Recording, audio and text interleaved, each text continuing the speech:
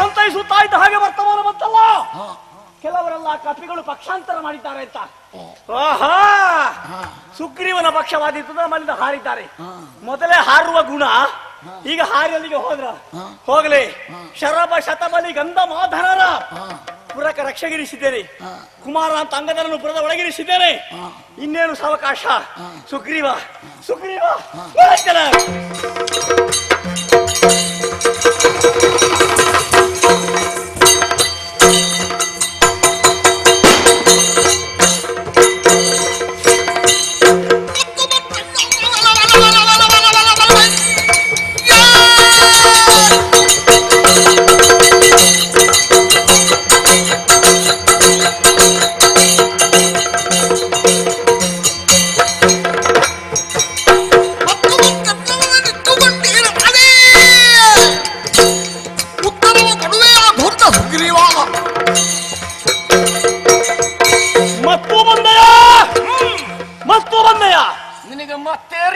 ನಿನಗೆ ಮತ್ತು ಬಂದಿದೆ.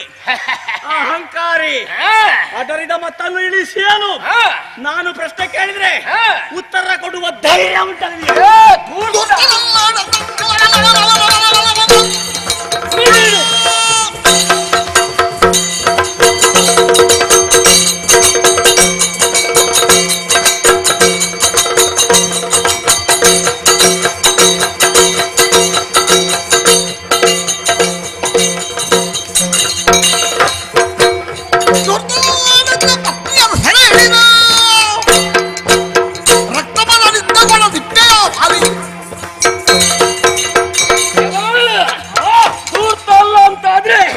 ನನ್ನ ಸತಿಯನ್ನು ಅಪಹರಿಸಿ ನಿನ್ನ ಜೊತೆಯಲ್ಲಿರಿಸಿಕೊಳ್ತೀಯ.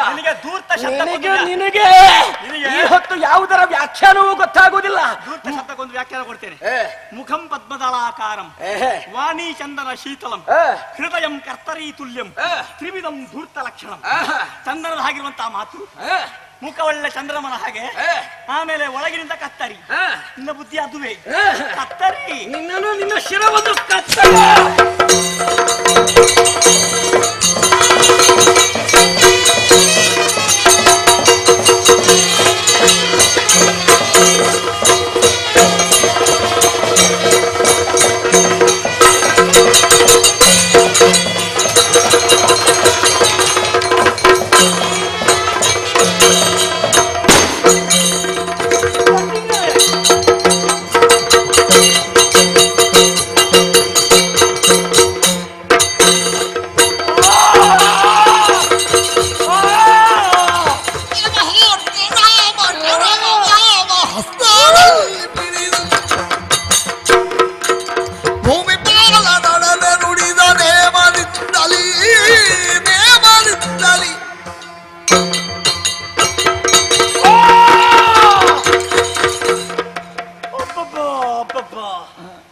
ಸುಗ್ರೀವನ ಆಘಾತವಲ್ಲ, ಸುಗ್ರೀವ ಕೈಯಲ್ಲಿ ಧರಿಸಿದಂತಹ ಮರದ ಘಾತವೂ ಅಲ್ಲ.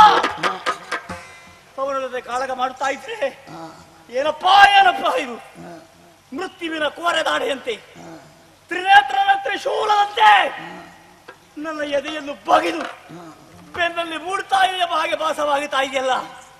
ತಾಳಲಾರೆ, ಉರಿ ತಾಳಲಾರೆ. ವಾಮ ಹಸ್ತದಲ್ಲಿ ಬಲವಾಗಿ ಹಿಡಿದಿದ್ದೀರಿ. ವಾಲಿಯ ರಕ್ತ ಮಣ್ಣು ಸೇರ್ತಾ ಇದೆ. ನಾನು ಆಡಿ ಬೆಳೆದಂತಹ ತಾಣವಿದು. ಆ ಮಣ್ಣಿಗೆ ವಾಲಿಯ ರಕ್ತ ಚೆಲ್ಲುತ್ತಾ ಇದೆ. ಆದ್ರೆ ನೆಲಕ್ಕೆ ಹೊರಗಿದ್ದೇನೆ ನಾನು. ಇದುವರೆಗೆ ಮಣ್ಣಿಗೆ ಬಿದ್ದವನಲ್ಲ ವಾಲಿ. ಆದ್ರೆ ಒಮ್ಮೆ ನೆಟ್ಟಗೆ ಕುಳಿತುಕೊಳ್ಬೇಕು ಅಂತ ಆಗಿತ್ತದೆ ನನಗೆ. ನನ್ನ ದೇಹವನ್ನೇ ಎಳೆದು ಎಳೆದು ತುಂಡಾಗಿ ಬಿದ್ದಂತಹ ಮರದ ಬೊಟ್ಟೆಗೆ ನನ್ನ ದೇಹವನ್ನು ಏರಿ ಬೆನ್ನ ನಾನಿಸಿ ನಾನು ಕುಳಿತೆ. ಆದ್ರೆ ಇಂತಹ ಕೃತ್ಯವನ್ನು ಎಸಗಿದವ ಯಾರು ಗೊತ್ತಾಗಬೇಕೋ ಬೇಡವೋ? ಸುಗ್ರೀವ ಖಂಡಿತ ಅಲ್ಲ. ಓ ತಾರೆ ಎಚ್ಚರಿಸಿದ್ದಾಳೆ ಹೊರಡುವಾಗಲೇ. ಅವನೇ ಇರಬೇಕು. ಎಲ್ಲಿದ್ದಾನೆ ಎಲ್ಲಿದ್ದಾನೆ?